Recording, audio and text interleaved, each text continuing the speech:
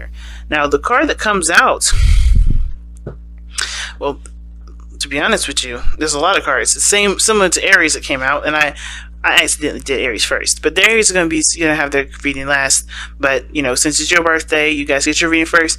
But just similar to Aries, they had a bunch of cards come out, but the very main card that they needed to know was the King of Cups. Well, not the King of Cups, but the card that came out at the top of a plethora of cards. So, but the card that you need to know, or the card that tells us what you need to know from this reading, is the King of Cups. Being more emotionally open, okay, or controlling one's emotions, and understanding when to control your emotions. That's what I'm kind of getting the sense of. Because when it's important to know when to control those things, but not to overly control them. Because I think, Taurus, you had a tendency, especially last year, before Uranus, well, definitely before and after Uranus went into your sign, there's been a lot of ups and downs regarding your emotions, and it's been hard to figure out when it's acceptable to burst out and, be your emotional self, and then when not to. But then at the same time, I kind of get the sense for a lot of y'all, it's really when to bust out and be yourself, when to express those emotions, when to let people know, let people in and be vulnerable. And when is being vulnerable a sign of strength and not weakness? It's always a sign of strength, in my opinion. It's never a sign of weakness. However, when it's, of course, when it is used in a way that disempowers you and it's not necessarily the the appropriate time, like say for someone that's mourning or something like that. When you start bursting your emotions out in a very self-righteous way, and it's not really in the place of someone else's, then is it really a powerful moment for you and the other person, or is it disempowering and taking away from the situation? You know what I'm saying? So of course, right, understanding the balance and the need of when to express yourself. And you got 7 of Wands coming out of this, that's telling me that says a lot. Says a lot to me. Not taking shit, but mostly not allowing yourself to be, abused in a very emotional way. Because you guys may be ignoring your emotions or trying to hold those things down, but there's some times where your emotions will help you stand up for yourself. So let's go ahead and see. All right, so what you guys need to know is King of Cups, rather. Why is the King of Cups coming up for this? Like, why do they need to know the King of Cups? Gosh, you guys got a lot of cards coming out, but you guys have 2: the 10 of Cups, and the Ace of Wands. I have a new passion for what for desired happiness. For either a family, for some of you guys. Maybe you guys want to start having kids. Maybe you guys want to have, start rebuilding a family relationship. Sometimes it may not be a family relationship. Sometimes it is rekindling a flame with somebody that you already had a relationship with, right? Something that was at an end, right? Something that was like, okay, emotionally concluded in that moment. But there's also a refire of your hearts and emotions, okay? So being emotionally vulnerable like this is because there's something that's opened up in your life that requires you to be emotionally available, not shut down. Okay, so okay, all right, that's cool. Okay, let's see what's going on in your love life specifically. Oh well, let's see. Actually, why is the King of Cups? What are they trying to get from being the King of Cups? What are you guys trying to get from being the King of Cups? What will benefit from you guys being the King of Cups here?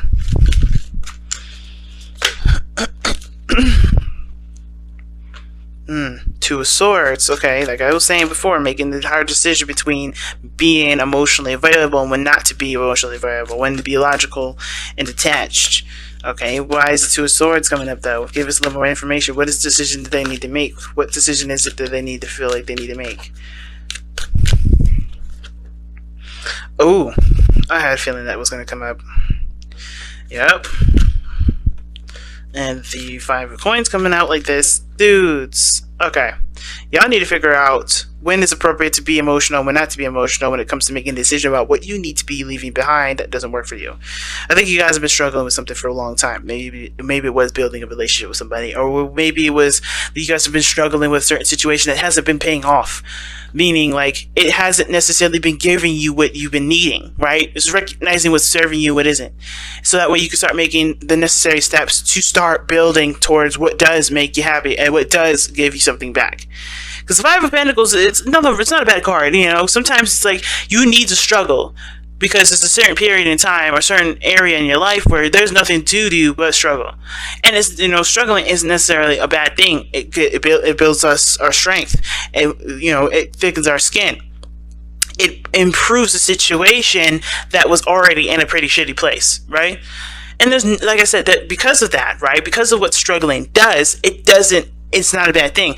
However, sometimes with situations, it just doesn't get better.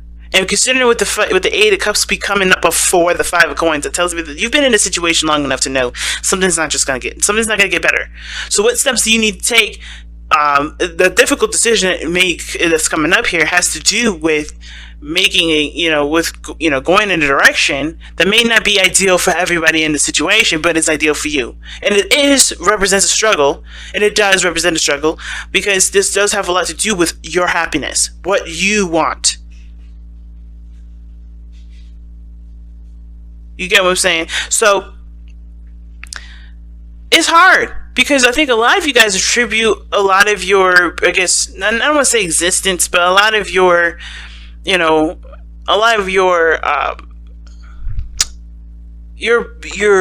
moral code to consistency, stability, but I feel like that has been sacrificed. What you had to sacrifice was your emotional stability, emotional, well-being, what you want. A lot of that, that is the biggest sacrifice. What you want. Because I feel like for a lot of you guys, what's most important for you guys has been to make sure that everyone else is stable, everyone else is good. This is about you now. This is about, where you can feel safe, where you can be emotionally vulnerable, who accepts you and who doesn't, and what areas need to be let go of, what areas need to be left behind in order for you to achieve that happiness.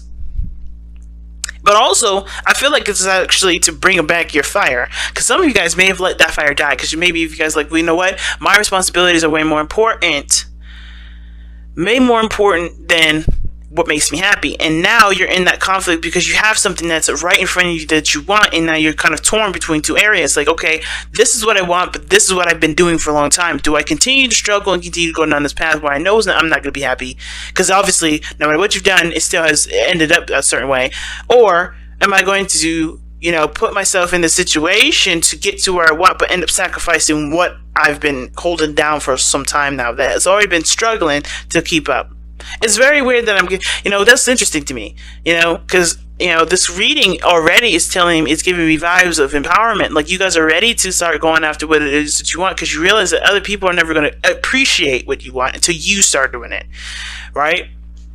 I feel like a lot of you guys are like, okay, in order for me to be happy, I have to start going down that direction. I have to start treat myself that I'm important. I have to treat myself like I treat everybody else. No longer allowing other people, okay, to dictate where your life is going to go. You have to start making that breakaway. You gotta start, no longer blurring the lines of emotional needs and responsibility and start separating the two, right? And which one is the most important to you, right? That's the hard part. Now, I think a lot of this, I have a feeling here too that a lot of you guys are looking for a universal truth here. Like, which is the best option to go? Should I go for my heart or should I go for what I'm responsible for? Fortunately, because it's not unfortunate that you have to make this decision on your own. The problem that everybody has is that, the scarier option is usually the best option, but they always go for the safest option, which never gets them and never helps them go in the direction that they need to go. You have to start taking risks. You have to start doing things that make you uncomfortable for the temporary, but end up making you happy for the long term.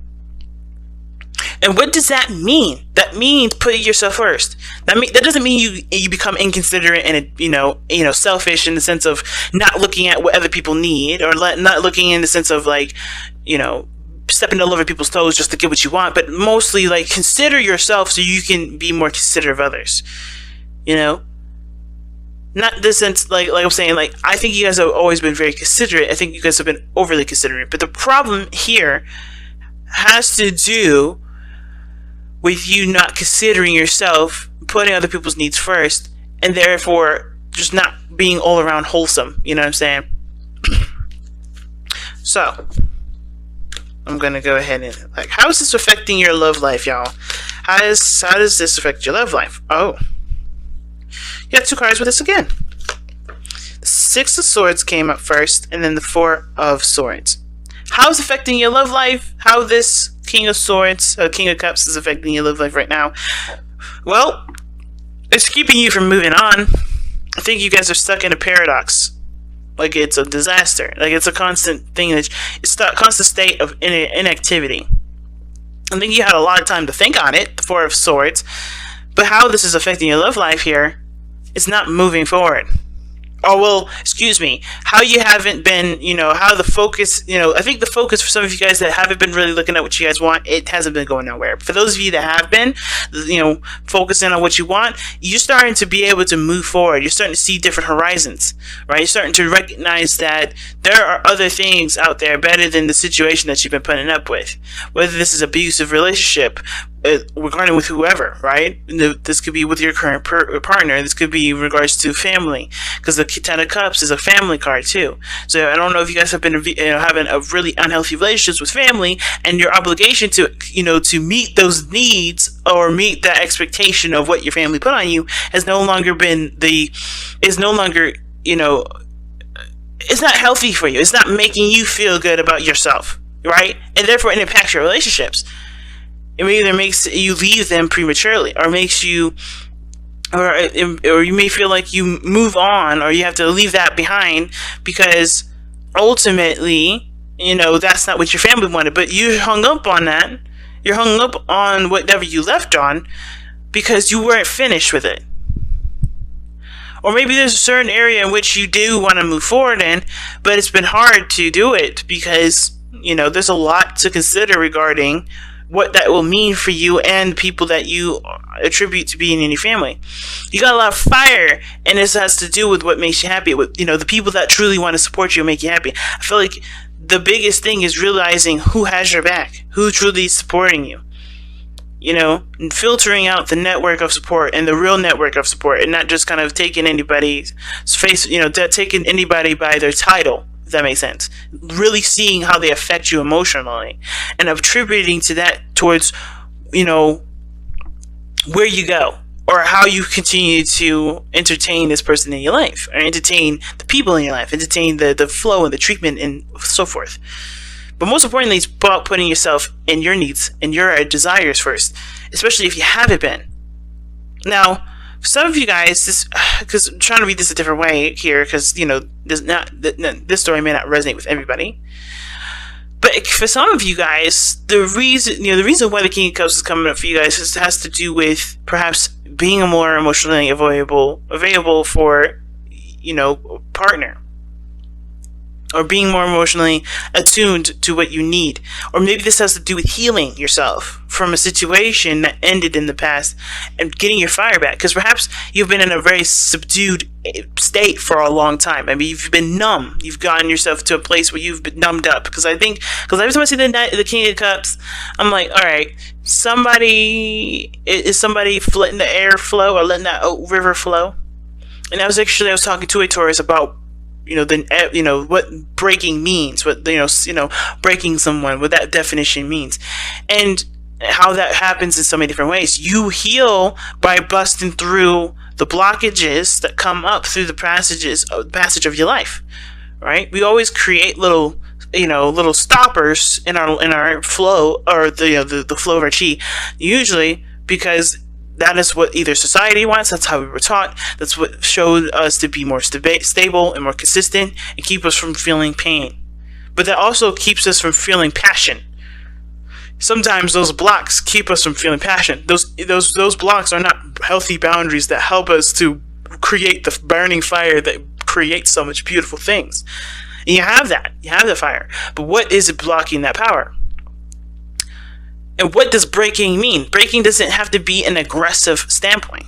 Being in a position of not making a decision or not taking action because you don't want to go through that period of breaking somebody, that's not really for you to decide. You have to make sure that what you're doing is healthy for you, and that's it. You can't think about someone else. You can't think about anyone else, because if you can't even think about what you need and think about your own desires, right? How are you in any position to be able to make sure or figure out what's best for someone else?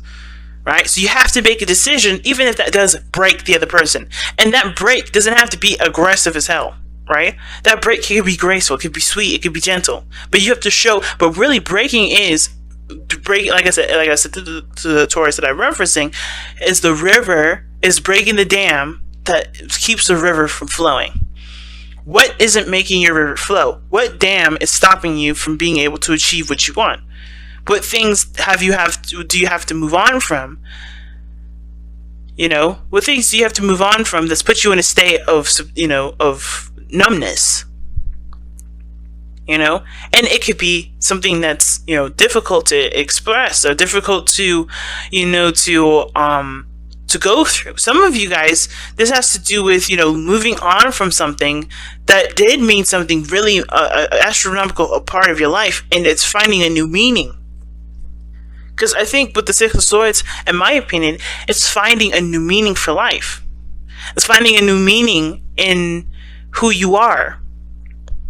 It's no longer letting the past or the old way of living predict or to dictate what will be your drive, will be your force. It's truly now 100% on you. And that's the hard part, because you've always had to either fight with somebody or get to a certain place where you guys can get to some sort of understanding, but it would never happen. Something that was left unresolved, and it has to be left unresolved because that person either is, or that the people are unnegotiable. They can't, nothing, someone that can't be reasoned with, or they're not there to be able to come to that conclusion anymore. And that's the hard part, because if your life, you guys have had people that have passed, because I know some Taurians and that have lost some people recently. It's going to be hard if you guys have some beef and you guys have never been able to reconcile that. But you have to figure out a way to reconcile that sort of indifference, so that way you can find the fire again, right? And that may be that you don't come to a conclusion that you guys can stand up two level playing fields with. You may have to just accept that things have just wasn't the way that it could be, in the eyes that you had, and in the eyes of success that you had at the time. But it doesn't infringe on the future successes that you have in the later on. It doesn't infringe on what you may want now for yourself, because the blockages that you had before are no longer there. And I'm not saying the person that you may have lost was a blockage. I'm saying that whatever you felt was that you felt contributed to the blockage of being able to have a successful relationship with that person will not be the blockage for the future relationships or the future areas in your life where you can have that success.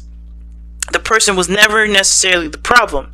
The problem between you and the person was the problem. What was that issue? Identifying it, and sometimes it's the biggest thing about this reading is making peace, so that way you can heal and be able to move forward. It's so intricate, this reading. So let me get a little bit of information. Well, let me get the last card here. What is the overall outcome for the reading here? What is the overall outcome for Taurus in this reading in regards to what they need to know?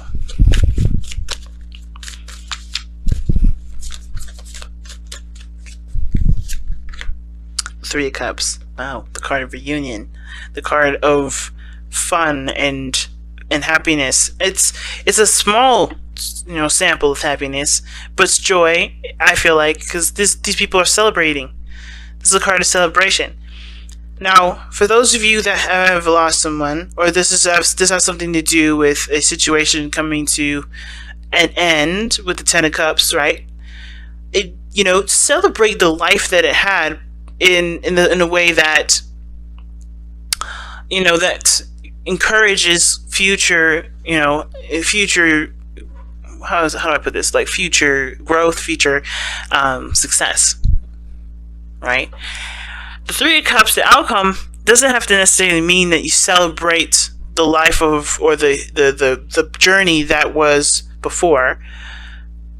But I feel like it's the Three of Cups talks about you connecting with people of like minds, connecting with people that are like very similar to you, that are becoming more awake to what they need and what they want and being aware that they have the power to make those things happen.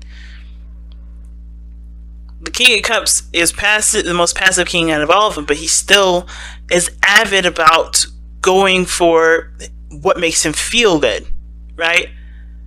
He'll always put himself in a position in which he feels the best. And I feel like with 3 cups coming up like this, I feel like you're going to, connecting with people that are, that are similar to you will help you to figure out what your best decision is regarding either leaving something behind, like the 8 of Cups is saying, or, figuring out what you're no longer interested in putting up with.